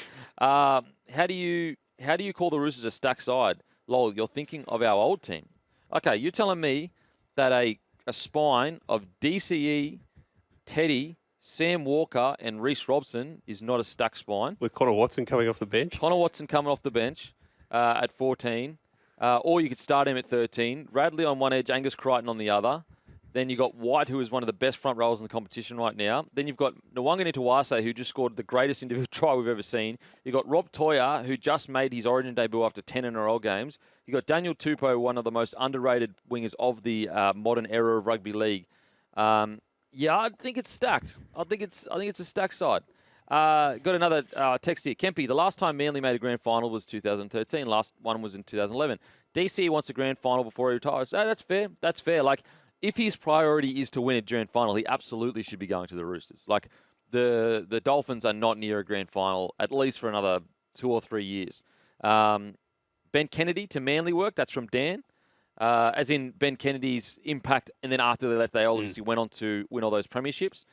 Yep, that's fair. And, I actually saw that text before, so that would suggest that people do remember the foundation that is laid by certain players. But, yeah, so, look, it is going to be interesting. I do tend to agree with you. And, look, I don't think that, DC is doing anything wrong per se, or he owes it to people to get it done. But I do think the best outcome would be for it to get done as soon as possible, just so that all the fans can move on, DCE can move on, because the last thing you want is that, let's say you do make a finals push, you just know that the headlines are going to all be about where's he going, and all that stuff. So we will see. Alrighty, we're going to head to a break. After the break, we've got a huge preview of rugby league football. Welcome back to the Captain's Run. Let's get straight into it, shall we? Bulldogs versus the Dolphins, Thursday, 7:50, Accor Stadium. Critter, Max King and Kurt Mann are all away on Origin duty. Kiraz, Daniel Saluka, Fafita are missing through injury. Curran comes onto the front row alongside Lipoi Hopoi. I will say Lipoi Hopoi, apologies if I'm getting that wrong, and I'll look up how to say it correctly. He was outstanding last week. Really, really good young forward off the bench. I can't wait to see what and if you're a young forward making that bench, and I know they've got some injuries, but they don't give jerseys out easily at the Bulldogs anymore. You've got to be, fully clued up to the system they've got, and I really like what I saw. Blake Wilson onto the wing, Taff into the centres, Hayward starts at lock, Turpin and Sam Hughes on the bench. Dolphins team news. Jake Averillo replaces Tabuai Fido at fullback. Max Fine will make his Dolphins debut in the centres. Tom Gilbert's pec injury sees Lemuelu come into the starting side, and Oren Keeley joins the bench. Man, huge game for the Dolphins. It's bizarre to think that it was only 4 or 5 weeks ago, maybe 4, 3, maybe even 3, but let's just say 4 weeks ago that they beat the Melbourne Storm, and now they currently sit 14th. Granted, they've played 11 games, so they've still got a bye that they can use to put them up towards about 12th. But it just shows you, and also they haven't really been that bad in that period. It's not like they've been getting towed up every single week. I think they might have had one bad loss across those last few weeks. But yeah, it shows you how a top tier side can lose to a bottom tier side at the drop of a hat. And so with the Dolphins, they're just desperate to get a win back, get their confidence back. And, I know they had some really tough calls against the Warriors last week. But I do feel that, they've got the side. They just need to play more 80-minute games. And I know you hear that often about a lot of sides. But the Dolphins, when they're at their best, they tear teams apart. It's just a matter of making sure they get 80 minutes of really good football put together. The problem is this Bulldogs side, even though they're missing so many players, they've just shown that really doesn't matter who they put in, they're going to make a fist of it. So, look, if the Dolphins can get a win, it'll kickstart their season back into gear, because right now they're on 8 points, but to be in the top 8, you only need to be on 11 points. And also they've got a bye in hand, so they should be 10 points. So they're really only 1 win outside the 8. The problem is if you let it slip too much, if it goes to 2 wins out the 8, then 3 wins out the 8, all of a sudden it becomes much harder. So this really could be season defining for the Dolphins. For the Bulldogs, obviously they need to win it. I'm sure they'd never get complacent, but at the same time, if they drop this game with all those players out, I don't think anyone's going to be too negative on them. So yeah, really, really important game for Dolphins. Doggies, they just need to get out there and just stick to their systems. Eels versus Sea Eagles, Friday, 8 p.m, Combank Stadium. Eels team news, Moses and Lomax out on Origin duty. Sean Russell moves to the wing. Jordan Sam Riney comes into the centres. Dean Hawken takes over at halfback. Kelma Taulangi returns for suspension, with with Moretti dropping to the bench. And Sea Eagles team news, Jake Arthur is named at halfback against his old club in the absence of DCE. Jazz Tavanga moves to lock. Jake Travojevic is out under concussion protocols. Jake Simpkin starts at hooker. Lodged his name on the bench for his first game since last year's elimination final against the Bulldogs. And Lachlan Croker returns from a knee injury at 14 jersey. I will say they've missed Lockie Croker in the middle there. So hopefully he can get some more game under his belt, because he is, when they go on their long pushes, it's always around Croker playing some really good underrated footy. In regards to the Eels, I spoke about this on one of my other shows, but if I'm an Eels fan, I'm actually watching, obviously you care about the result, but I've been watching more closely. This is essentially the same side that came out round one, minus obviously Lomax. So round one without Mitchell Moses, or even round 1 to 4, the Eels were terrible. They were really, really poor. But if this team without Moses comes out and goes well, you can see how much improvement there has been. Because a lot of people just go, oh, they're only going better because they've got Mitch Moses. Whereas I disagree. I think all the players have gotten better over the last 10 to 12 rounds. I think they've all upskilled, which is a really good sign for the Eels. So, of course, you should follow. Of course, you should want to get the win. But I'd more be focusing on how much better do we look than round one? Because then we can see the impact of Ryle's coaching, the impact of the plan, and the progress of players that, only, 5-6 weeks ago were completely lost without Mitchell Moses. So that's the focus if I'm an Eels fan. If I'm a Sea Eagles fan, geez, I just want consistency. Just give me some consistency. 1 week, they are unstoppable. The next week, it is just dire straits. What do you reckon, Maestro? I couldn't agree more on that. But half to half last week. Oh, man. First half, they were stinky. Yeah. And then second half, they come out and go on and win the game up there in Townsville. That was a game I was almost positive they'd drop. So that's a real positive for them. I think it'll be interesting to see how Jake Arthur goes in the halves for them this week, but they don't lose Tommy Turbo, which is an advantage. Hopefully he can get himself back fit and playing some good footy. Jake Simpkin, when he started at hooker, has looked a first-grade player, an above-average first-grade player at times, and having Lockie Croker back in that side, hopefully can give them a little bit more depth. What do you made of the Eels? You talk about a team that's kicking hot and cold at the moment. Oh, look, I'm happy with where the Eels are at. They're moving the right way? Yeah, I mean, you got to remember, these guys are in the depths of a rebuild. Yeah. They are cleaning out that roster to the point where there are still a bunch of players that are going to get moved on at the end of this year. And so I think they're ahead of schedule. I even think Riles is going, you know what, I came in here the first few weeks after round 2 or 3, I reckon he was bracing himself for a wooden spoon, or at least a bottom 2 finish. And so right now, when you look where they're at on the table, so they're still struggling at the bottom of the table, but they've got 8 wins, which is the same as the Dolphins. Now, they've had a bye, so that's different. But, they're still within striking distance of positions 9 to 12. And they're just playing much better footy than they were at the start of the year. And so I reckon Riles is sitting there going, well, I'm not even thinking about the spoon anymore. I'm thinking more about, can we push towards 8 to 12 on the ladder with Moses back in the side? Yeah, that's what I'd be focusing on if I was the Eels. Looking how much our juniors have improved since round 1. And with Sea Eagles, just give me consistency. That's all I'm asking. Just a bit of consistency. Because they have been so hot and cold. Alrighty. Panthers v Knights. Panthers team news. Cleary, Edwards, To'o, Martin, Teo are all out on Origin duty. It's just... And Teo? Who am I thinking that? I've written this out twice. twice. Yeah. Sorry about that. That's right. Oh, Cleary? No, Cleary's there. Anyway, Cleary's, Edwards. Oh, Yo, that's who I've gone for. Brad Schneider is the halfback. Dane Laurie is in the fullback. Tom Jenkins on the wing. Casey McLean will line up in the centres. Garners moves to second row. Lindsay Smith moves to lock.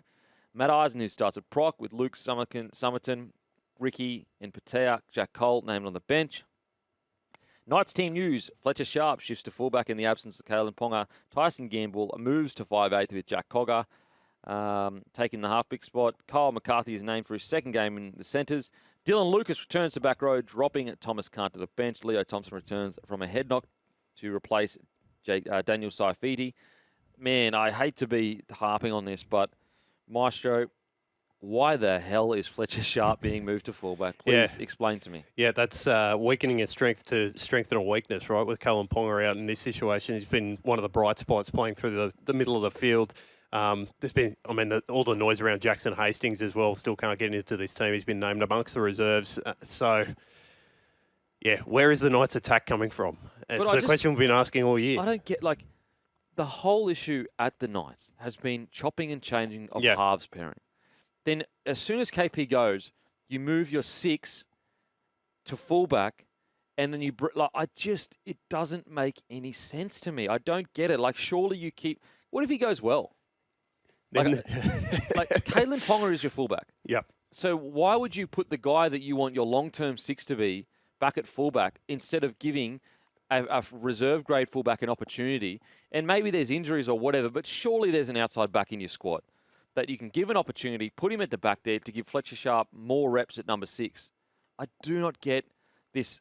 It makes, I feel like I'm taking crazy pills sometimes because it doesn't, and clearly Adam O'Brien's saying something. He wouldn't just do it willy-nilly, but I don't get the logic. You've got a guy that's young. He's played about 10 games at 6. Yeah, have the Knights been going well? No, not necessarily. But I don't know what you gain by moving him back to fullback. And maybe the argument is all of our reserve grade fullbacks are injured, and so he was the only one. But you could put Gagai back there if you wanted to. There are players that you could put. Schiller could go back there. When you've got this half that you need as many minutes as possible in the halves to build his career, it doesn't make any sense to me. It just doesn't make any sense. So in regards to it, with the Panthers, I think it's just a really important opportunity to go. Usually during Origin, they find a way to get that victory. Now, they've been smashed by recruitment and salary cap pressure and all that kind of stuff. So it's going to be really interesting to see what this Origin version of the Panthers are. Test of their system, right? Because we've talked about how the players that have come in there have not been able to do the same job. This is the ultimate test. Brad Schneider playing fullback. It's obviously not position A1 for them to come into this game. But if they can get a win over the Knights team, they'll feel it a really good opportunity. But they have been beaten over the last couple of years as well by teams struggling during the Origin period when their guys have gone out. So, for people going out to Bathurst, they've got some questions that are going to be answered there, which over Origin period is always good to see in these Saturday 5:30 games. All righty, we're going to head to a break. After the break, we can continue to preview the round.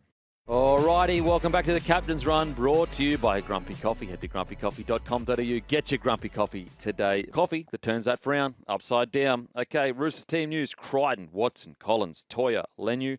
They're out for Origin duty. Dom Young returns on the wing. Mark Nwanga-Nitawase shifts to the centres. Nat Butcher returns after 3 weeks out with a knee injury. Sharks team news. Hiroti returns to replace Stone Street, who was out with an ankle injury in only change that beat the Storm. I tell you what, the Sharks find themselves in the Goldilocks zone. To be playing the way they're playing and have just beaten the Melbourne Storm and they don't lose a single player to Origin. You know what else this does? And look, I know I always give him raps, but for me, this shows you how good of a coach Craig Fitzgibbon is. He's got a side that a lot of people think are premiership heavyweights without a single Origin player in it. And that alone is so impressive. Now, that shows you, good roster management, the fact that, their squad is so balanced, no one's getting paid way too much and all that stuff. Now, granted, they've got a guy like Aiden Fanua-Blake, who was one of the best forwards in the comp, and obviously he would be playing Origin if he was eligible. But really, outside of that, Nikora, he's playing for the Kiwis, but I don't reckon he'd make the Blues side. Probably make the Queensland side, maybe. Then you've got, on the other side, you've got Wilton. Obviously, I don't think he'd make it just yet. Ronald Mulatalo, I think. Well, they tried to call him up, didn't they, a couple of years ago? Yeah, I think that was their injury. That was 2020, wasn't it? Yeah. So that was the year when we were really low on troops. I don't know if he'd be definitely in the conversation, but I don't think he'd make it this year. On the Ito, I think Ito actually, if he was a Queenslander, he'd probably make it because he's been so good. Blues, he'd be a bit behind. So anyway, I'm just going through each player going, they're all really good players, but they don't have to worry about Origin just yet. No, and also, as I said, a lot of them are for different countries. And so I just admire so much what Fitzy's doing there because, the fact that they're essentially the only heavyweight team without Origin players, a lot of coaches, I don't think they have the skill set to do what Fitzy's doing. I really don't. Can I ask you what you saw in that Storm game? I mean, it's obvious they put on the points. They were really good in front of a home crowd. What's changed that's really got them flowing over the last couple of months? Well, I think I spoke about it last week. If it wasn't on this show, it was on maybe Thursday or Friday. It was one of the shows anyway. I spoke about how maybe the fact that they got the win last year in finals footy, it just eased so much pressure. And I used to watch the Sharkies over the last couple of years, and anytime they'd go into a big game, they looked so nervous. You could tell that they're thinking about all the yarns about not be able to beat top-tier sides and not winning a finals games. Whereas I said it before the game against Melbourne on the weekend last week. I said, this is the first time they're really going into it without really much pressure. Like, if they don't win the game, they don't get the headlines of like, oh, they can't beat top-tier sides because they've already done that. Nico Hines doesn't have to worry about Origin anymore. He can just focus on his role there. And that's where that's what I reckon was the difference. They went in with a bit of swagger. They went in going, no, we can beat you guys. We actually did it last year. And also we've won final games as well. And I think we saw that. How about Ronaldo Mulatalo? I know some people are getting off the bit about it. We got text about it on Monday. But that is the epitome of the confidence they're feeling at the moment, right? It's so funny with stuff like this. And granted, I give everyone every right to have your opinion on it because that's what it's supposed to be. It's supposed to be 100%. polarizing. But some of our greatest ever players, they did that stuff. Like, for example, and I hate to put it, but like a guy like Gaia. Yeah. Like, Gaia, Massive lair. he was in people's faces, elbowing people, going mental on the footy field, and he's loved for it. You know, like, and so I'm not saying that Mulatalo is the same as Gaia, but what I'm saying is that all these older larrikins and rogues and game that the game remembers, and it's almost like that's what Mulatalo is. He's a rogue. He's a polarizing figure. He's in your face. And I just think that sometimes in the moment, we're so caught up in like, because he's on the opposition team, we dislike him. But they're the ones we remember, the guys that had that character, that were willing to put everything on the line. A guy like a Gaia that would go across that line if he needed to at a drop of a hat. You know, Joey was a rogue as well. Like, so I think sometimes in the moment you're so caught up in the win or loss of the game and he's the opposing team. The further you get away from it, I think the more people will look back on Mulatalo and go, geez, he was fun to watch. And against Manly a couple of weeks ago, I had exactly that reaction because it is annoying. Yeah, it's irritating mate, when you see a player, doing that sort of stuff against your side. But you look at the other side and what the Sharks, the energy they are getting, like you just see the boys come and get around him, whether it's to drag him away almost or to, become involved in that little to and fro. I couldn't agree more with you on the way they're carrying themselves at the moment. They just look so much more confident heading into these big games. Even that opening game in Vegas. And, we've seen the Panthers form since then trail off. But they played well with the Panthers then. Exactly right. And the Sharks that night were right up to that level and were very, very close to getting something from that game. Everyone noted how almost finals-like the intensity was of that game. So, mate, I'll never forget last year, I think it was last year, Jerome Luai took the Panthers to Shark Park and beat them like 40-0 just before Origin. You go back and like the Sharkies, they are not the same as that side that you watched. Or even the year before, I remember they went out and Cam McInnes made like 75 tackles or whatever, and they got just towed up. But that was a timid side that didn't feel like they belonged at the tippity top. This Shark side now, whether they do end up on top or not, I'm not sure. But they definitely are playing like they feel like they're on top. They definitely play like we are one of the best sides in the competition. And they're one of the very few sides in the competition that can wrangle momentum back. Most sides in the competition, once that momentum goes, they're gone. Whereas the Sharks can. Now, just quickly on the Roosters. The Roosters are such an interesting... they're such an interesting team because for 60 minutes, they're essentially a top four side. Yep. Essentially. But they just have this really hard, I don't know what it is, the last 20 minutes, it just all falls apart for them. And so they're one team I would not want to play. Once they sort that last 20 minutes out, they're going to be super dangerous, like super, super dangerous. And so I'm really interested to see how they go this week without their stars because, that'll be the question is like, are they blowing teams off the park because they are star-studded? I mean, they've got five. So they've got the same amount of Origin players right now as the Penrith Panthers, which would be equal to most, I'd say. And so It's going to be interesting to see how they go without their stars. However, if there is one shining light for the Roosters this year, it's how some of their younger guys have gone. And younger guys that have been at the club for a few years that have gone through their junior system. Matter of fact, I'd argue that even Robbo would say the younger guys are ahead of schedule than they expected.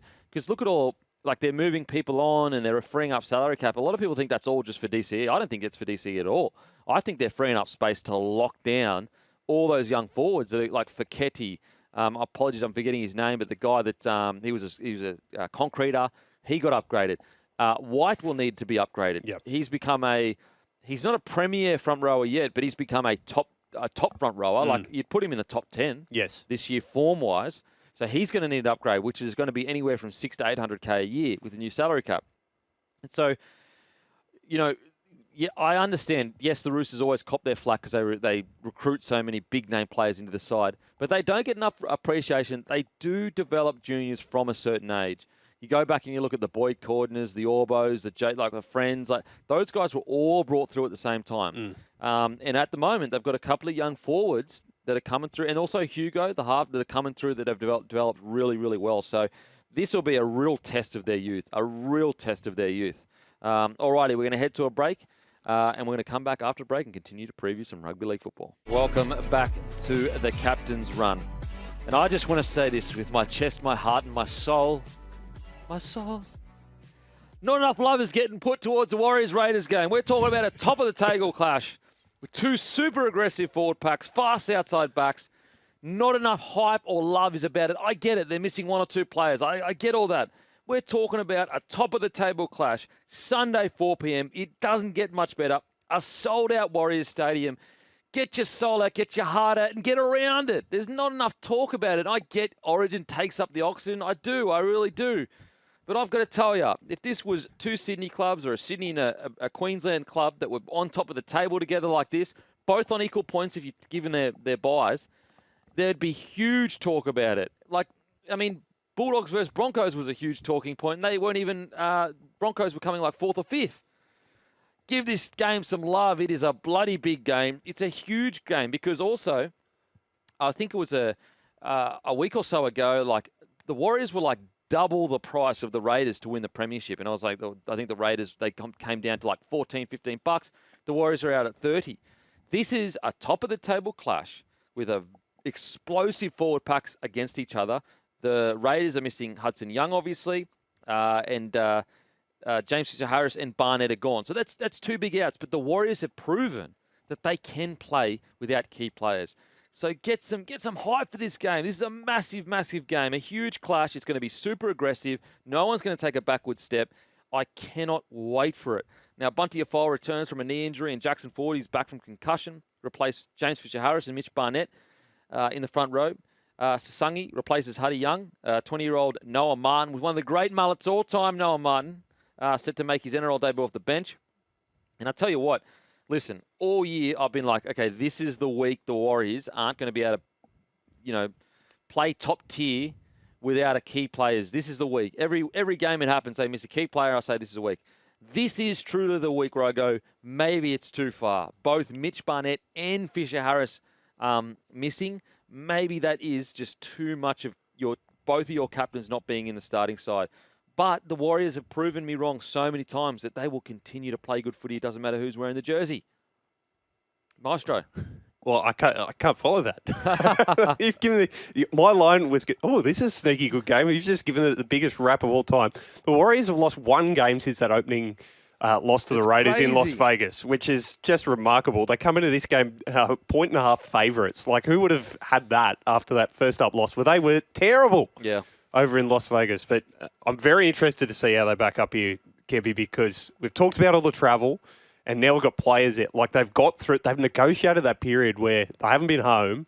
Now they come back, packed stadium, but they're missing those two big front rowers. How much of an impact is that going to have in this game, particularly since Ricky's been touched a little bit by the fact that Corey Horsburgh hasn't made that Queensland side? Yeah, but the good thing is it's a sellout at home. Yeah. So does that make up for those losses of players? Like, as I said, this game is not getting enough love. It's a sellout. They've been away for so long, the Warriors. I cannot wait for them. I just cannot wait. Now, if the Warriors go on to beat the Raiders without Fisher-Harris and Barnett, my God. Yeah. My God. Particularly some of the form those Raiders play, like KO Weeks. Oh, it's last killing week was unbelievable. Xavier Unbelievable. Savage has been talked about in Origin circles. Jamal Fogarty's gone to, I think, another level this year. Yeah. He's been fantastic. And then the forward pack speaks for itself. So this is a massive test. So, look, I get it. There's no one as toey for Origins as me. I can't control myself. But also, get up for this game. Shit, it's a bloody good game. Get up. Who's going to win it? It is I don't almost a know. coin flip, isn't it? I don't know, because fishing that other thing, I don't know. Leave in the comments who you think is going to win go it. for Just it. get up for this game. We'll see you on the other side. Yeah. Welcome back to the Captain's Run. Got some texts here, some very positive texts. Calm down, you clown. The 3 hours is nearly over. Sounds like you hate rugby league. It's just the spirit of rugby league entering my soul, brother. Just enjoying a good old-fashioned 4 p.m. Sunday afternoon game. I got some more texts here. The Warriors last played to Go Media in round 7, a game in Christchurch. 1 in Gong and 2 at Suncorp from Daza. So that would be, we're in round 12? Yep. So you're looking at 5 weeks. 5 weeks on the road, essentially. Robert Toyer, even though he's a Brisbane nudgy boy, has been in the Rooster system, being looked after since he was 15. Yeah, and as I said, like I know I get the joke about the Roosters and the recruitment or whatever, but they actually have, from about 15 years onward, have a really good development system. They actually really do. Hi, Denon. White with the Roosters missing players, such a fair draw. 3 games without Origin players. Regards, Chris. I think the problem with that, mate, is like you can't like predict who's going to lose a lot of Origin players and who's not going to lose a lot of Origin players. So hopefully they can pull through it. And I think you've got some really good young talent that'll be able to step up. Here's another text. He's too much Ronaldo. No chance he runs his mouth that much 20 years ago. Jacko from Queensland. I mean, maybe, but at the same time, I do find it funny when people they go, oh, he's a small winger talking crap. He couldn't do anything. First of all, he's not that small. Second of all, he could flog most people. Were you a talker on the field? No when you way. Played? No. Never. Silent type? Strong and silent? Well, definitely not strong, but definitely silent. You're a goose. Ronaldo is not eligible for Queensland. Hey, Lordy. Lord. That was the whole point of the conversation, because he wasn't allowed to play. And I was saying if he was eligible. I do in regards to the argument of smaller players, they chirp up more because there's no punch rule. Mate, I'm with you, and that's where I think the refs actually should. Now, you don't want to penalise for everything, but they should there should be some incentive to stop small players from chirping, because it makes the bigger players, they've got no way of policing it anymore. Whereas back in the day, they could police it. But nowadays, if you can get away with it, you're going to do it. That's a part of rugby league. Lines have been pushed and rules have been broken since the dawn of time. Alrighty, make sure to stay tuned for the run home. A huge show planned. Apparently, Fletcher and Sugar are going to punch on. That's what I'm hearing. So stay tuned.